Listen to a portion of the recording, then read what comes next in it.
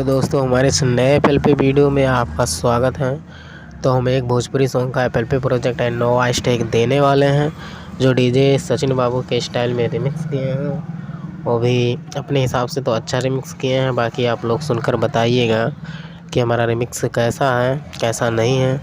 और जो भाई हमारे इस नए चैनल पर नए विजिट किए होंगे, प्लीज़ चैनल को सब्सक्राइब कर लीजिए और बेल आइकन को प्रेस कर दीजिए ताकि कोई वीडियो अपलोड करे तो नोटिफिकेशन आप तक जल्दी पहुंच जाए। तो चलिए देर ना करते हुए आप लोगों को सुना देते हैं कि हमारा रिमिक्स कैसा बना है। तो आप लोग ईयरफोन लगा लीजिए।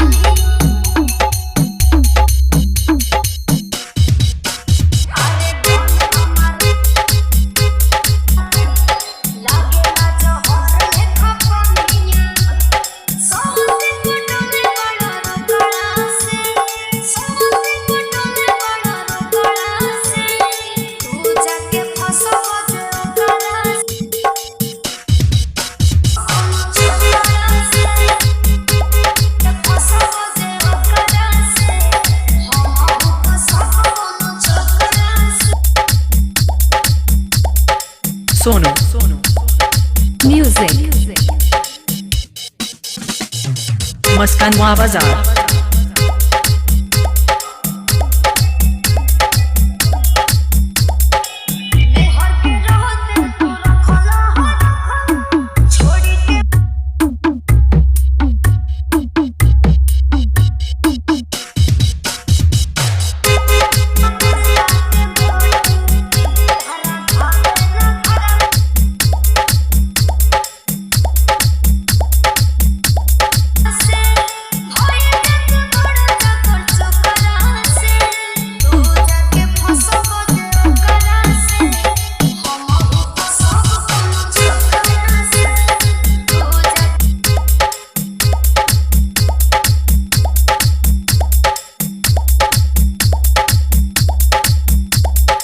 सोनू म्यूजिक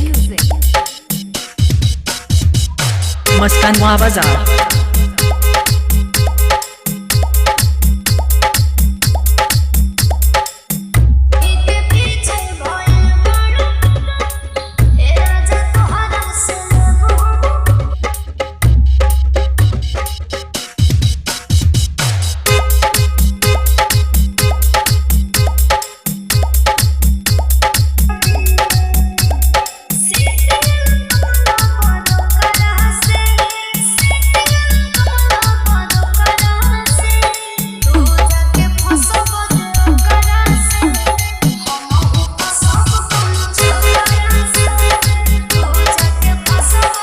सोनू म्यूजिक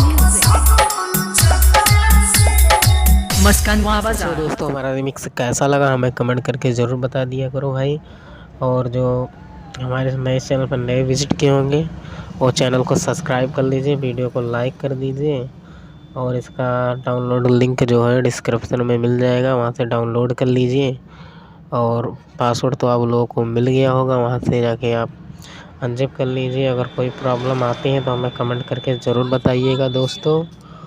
और चलिए मिलते हैं नेक्स्ट वीडियो में।